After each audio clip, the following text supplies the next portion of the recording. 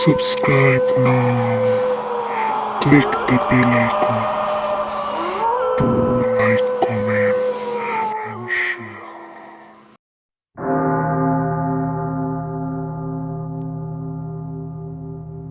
Hello viewers, আমি লামিয়া আপনাদের স্বাগতম জানাচ্ছি লামিয়া স্টোরি ল্যান্ড চ্যানেলে।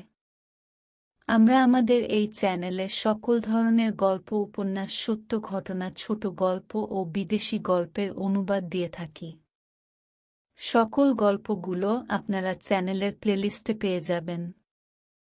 লেখা হাউস অফ সিক্রেটস, যার বাংলা অনুদিত নাম রহস্যকুঠি। ছায়াবাড়ি নভেল যারা আগে কখনো শোনেননি তাদের কাছে রিকোয়েস্ট, তারা ছায়াবাড়ি নভেলটি আমাদের চ্যানেলেই আছে, ভিডিওগুলি দেখতে থাকুন। এবং ছায়াবাড়ি নভেলেরই পরবর্তী সিকুয়েল হচ্ছে এই রহস্যকুঠি। আমরা এর আগে যেখানে শেষ করেছিলাম, আজ তার পরবর্তী অংশ থেকে শুরু হবে। তবে গল্প শুরুর আগে নতুনদের কাছে রিকোয়েস্ট, যারা এখনো আমাদের পরিবারের সদস্য হননি তারা দয়া করে আমাদের চ্যানেলটিকে সাবস্ক্রাইব করে আমাদের পরিবারের সদস্য হয়ে যান। তো শ্রোতা বন্ধুরা, শুরু করছি ডার্সি কোটসের লেখা হাউস অফ সিক্রেটস, যার বাংলা অনুদিত নাম রহস্যকুঠি। আজ পর্ব 7। সোফি প্রমাণ করার জন্য ব্যস্ত হয়ে পড়ল যে সে মোটেও জোসেফের বাড়তি বোঝা হয়ে দাঁড়াবে না। ঝটপট খেয়ে নিল সে খাবারটা। 10 মিনিটের মধ্যে গাড়িতে উঠে পড়ার জন্য রেডি হয়ে গেল। ওর নিজের গাড়িটা জোসেফের গাড়িটার চেয়ে খানিকটা বড়, তবে আরও একজন যাত্রী আর তার সুটকেস নেওয়ার পক্ষে একটু ছোটই বলতে হবে। পাশাপাশি বসলো ওরা। জোসেফের সঙ্গে সোফির কাঁধে কাঁধ ছুঁয়ে যাচ্ছে। কেউ কোনো কথা বলছিল না মুখে। জানলা দিয়ে দুজনে চেয়ে চেয়ে দেখছিল বাইরের দৃশ্য পরিবর্তন হয়ে যাচ্ছে একটু একটু করে। যখন গোধূলি শেষ হয়ে রাত নেমে এলো, তখন দরজায় মাথা ঠেকিয়ে ঘুমিয়ে পড়ার চেষ্টা করলো সোফি। যেভাবে দুলছিল গাড়িটা, তাতে ঘুম এসে যাচ্ছিল। আবার সেই দুলুনিতেই তন্দ্রা কেটে যাচ্ছিল বারবার। যতবারই ঘুম থেকে উঠে যাচ্ছিল, ততবারই জোসেফের দিকে তাকিয়ে ওর চোখ চলে যাচ্ছিল। ঠায় বসেছিল জোসেফ। অন্ধকার রাস্তার পাশের কালো কালো ছায়া দেখছিল চেয়ে চেয়ে। একবার চোখাচোখি হয়ে গেল সোফির সাথে। হাত দিয়ে সোফিকে ডাকলো সে, আমার কাঁধে মাথা রেখে ঘুমো। জোসেফের কাঁধে মাথা রাখলো সোফি। এবার ঘুমানো সহজ হয়ে গেল ওর জন্য। ভোরের দিকে একবার মাত্র জাগলো সে। দেখতে পেল ঠান্ডা বাতাস হু হু করে ঢুকে পড়ছে গাড়ির দরজার ফাঁক দিয়ে। নিজের গায়ের কোটটা খুলে ওকে ঢেকে রেখেছে জোসেফ। সকাল হয়ে গেল। ওরা একটা পান্থশালায় থেমে পড়ল ঘোড়া বদল করার জন্য। খুব দ্রুত প্রাতরাশ সেরে নিল দুজনে। অল্প সময়ের মধ্যে হাত মুখ ধুয়ে নিল সোফি। চুলগুলো যতটা সম্ভব হাত দিয়ে ঠিকঠাক করে নিল। তারপর ফিরে এলো গাড়িতে। শুরু হলো নতুন দিনের পথযাত্রা। সোফি স্বপ্নেও ভাবতে পারেনি এত কষ্টকর হতে পারে এই জার্নি। এর আগে মাত্র 2 বার দীর্ঘ ভ্রমণের অভিজ্ঞতা করেছে। একবার নর্থ উডে যাওয়া, আর একবার সেখান থেকে ফেরা। তাও পান্থশালায় রাত কাটিয়েছে তখন। পথে থেমে বিশ্রাম নিয়েছে প্রয়োজন মতো। একটানা বসে থেকে শরীর ব্যথা হয়ে গেল, আর গাড়ির দুলুনিও ক্রমে ক্রমে অসহ্য হয়ে উঠল। শহরের মসৃণ রাস্তায় গাড়ি যতক্ষণ চলেছে, ততক্ষণ ওর এত খারাপ লাগেনি। রীতিমতো অসুস্থ বোধ করতে লাগলো সোফি। জোসেফকেও কেমন ফ্যাকাশে বিবর্ণ লাগতে শুরু করেছে। ও জানে না রাতে ওর এক ফোঁটাও ঘুম হয়েছে কিনা।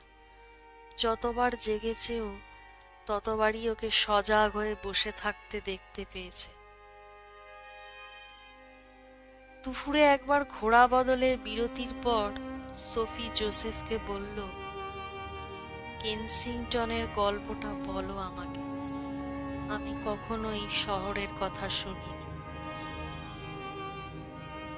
জোসেফ উত্তরে বলল, পরিত্যক্ত হওয়ার আগে ওটা চমৎকার একটা প্রাসাদ ছিল। রাজ পরিবারের বংশধরদের প্রাসাদ ছিল ওটা। 2 ভাই বোন ছিলেন ওনারা। টমাস বিশপ নামে একটা ভাই আর ম্যাডেলিন নামে এক বোন। শহরে ঘুরতে গিয়ে টমাস বিশপ দুর্ভাগ্যক্রমে মিস অ্যান আর্জেন্টনের সাথে পরিচিত হলেন। প্রেমে পড়লেন তিনি। অ্যানের পানি গ্রহণ করতে চাইলেন। আগ্রহ নিয়ে সোফি জোসেফের কথাগুলো শুনছিল। বলল, তারপর? জোসেফ বলল, বাকিটা তো বুঝতেই পারছো। মিস্টার বিশপ ওনার নতুন বউকে কেনসিংটনের প্রাসাদে নিয়ে আসতে চেয়েছিলেন, কিন্তু আর্জেন্টন বংশে বিয়ে করা মাত্রই ওনার ওপর এসে পড়ল এই বংশের অভিশাপ। উল্টে ওনাকেই চলে আসতে হলো অভিশপ্ত নর্থউডে। তখন অবশ্য আমাদের পরিবারের স্বর্ণযুগ চলছে। গ্রিমলক ওনাকে মেরে ফেলার আগে দীর্ঘ জীবন ওখানেই কাটিয়েছিলেন উনি। অচেনা অদেখা মানুষটার জন্য কষ্ট হলো সোফি। বিয়ের আগে গ্রিমলকের কথা জানা ছিল না ওর, কিন্তু যেই ওই বংশের একজন হয়ে ওঠে, তারই আর স্বাভাবিক মৃত্যুর সম্ভাবনাটুকু থাকবে না, এটা জেনে খারাপ লাগতে লাগলো সোফি। আইনত কেনসিংটন মিস্টার বিশপেরই প্রাসাদ। উনি ওখানে থাকতেন না বলে বোনকে দিয়ে গিয়েছিলেন বাড়িটা। ওই বাড়িতে থাকতেন মিস বিশপ। উনি আর বিয়ে টিয়ে করেননি। তার মৃত্যুর পর প্রায় 100 বছর ধরে ওটা পরিত্যক্ত হয়েই পড়ে আছে। ওটা এখন আমাদের নামে হয়ে গেছে। সোফি বলল, ওই জন্যেই গ্যারেজ চাচা ওখানে উঠেছে, ভাড়া নেওয়ার জন্য, তাই আর নতুন বাড়ি খোঁজার দরকার হয়নি। জোসেফ বলল, সত্যি বলতে কি একেবারে আলাদা কিছু নয় এই ব্যাপারটা। বিভিন্ন সময় সম্পদশালী যুবক যুবতীরা আমাদের বংশে বিয়ে করেছে। তাদের সম্পত্তি আমাদের নামে চলে আসে কালক্রমে। নানান জায়গায় ওরম খালি বাড়ি রয়েছে আমাদের। এমন বাড়িও আছে যেগুলো মেরামত করতে এত বেশি টাকা লাগবে যে ওই বাড়ি বিক্রি করলেও সেই টাকা উসুল হবে না। তাই ওগুলো ধ্বংস হবার জন্য ফেলে রাখা হয়েছে। চোখ কপালে উঠে গেল সোফি। সে জানতো জোসেফ অনেক ধনী, কিন্তু এতগুলো বাড়ি আছে ওর, সেটা কখনো ভাবেনি। জিজ্ঞেস করলো, তো বেছে বেছে কেনসিংটনেই কেন উঠলেন আমাদের গ্যারেজ চাচা? জোসেফ উত্তরে বলল, অনেক কিছুই তো মনে হচ্ছে আমার। গ্যারেজ চাননি যে প্রতিবেশীরা আনাগোনা করুক তাদের ঘরে, যেহেতু গ্রিমলক ভর করে আছে এলিসের কাঁধে। কেনসিংটন শহর থেকে মিস্টার বিশপ চলে যাবার পর অনেক পরিবার ওই শহর থেকে অন্য জায়গায় চলে গেল। একা একা মিস বিশপ থাকতেন শুধু।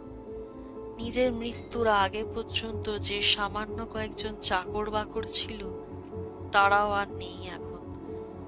তাই ওটা এখন ভূতের বাড়ি হয়ে আছে।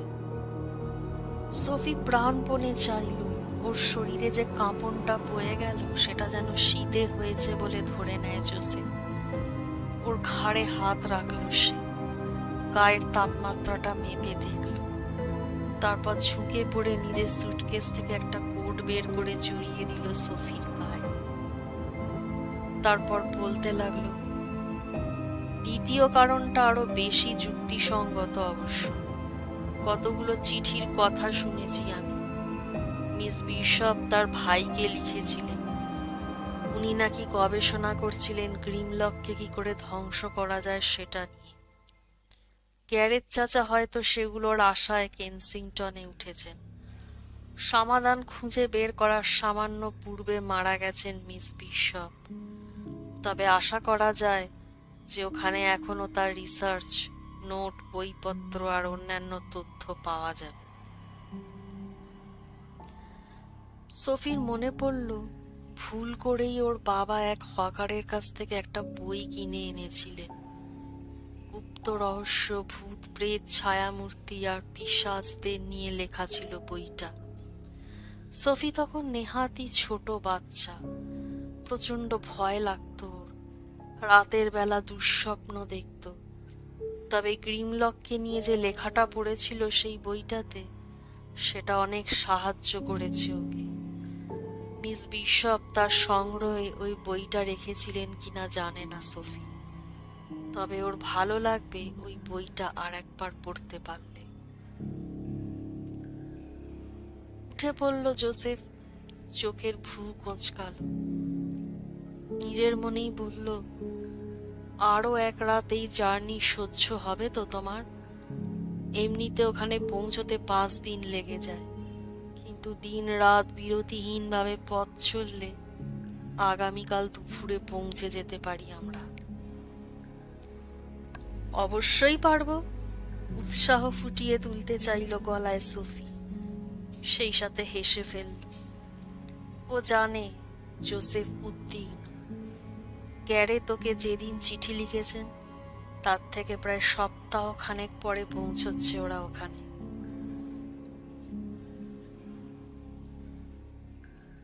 শ্রোতা বন্ধুরা, আজ এই পর্যন্ত। আগামী পর্ব নিয়ে আমি খুব শিগগিরই আসি। আপনাদের আমাদের চ্যানেল ভালো লাগলে দয়া করে আমাদের চ্যানেলটিকে সাবস্ক্রাইব করবেন, লাইক করবেন, কমেন্ট দিয়ে নিজেদের মতামত জানাবেন। ধন্যবাদ। গল্পটি শোনার জন্য আপনাদের সবাইকে অসংখ্য ধন্যবাদ। পরবর্তী পর্ব পেতে অবশ্যই আমাদের চ্যানেলটি সাবস্ক্রাইব করুন এবং বেল আইকনটি ক্লিক করুন। গল্পটি ভালো লাগলে অবশ্যই ভিডিওটিতে লাইক ও কমেন্ট করে জানাবেন। শুভরাত্রি।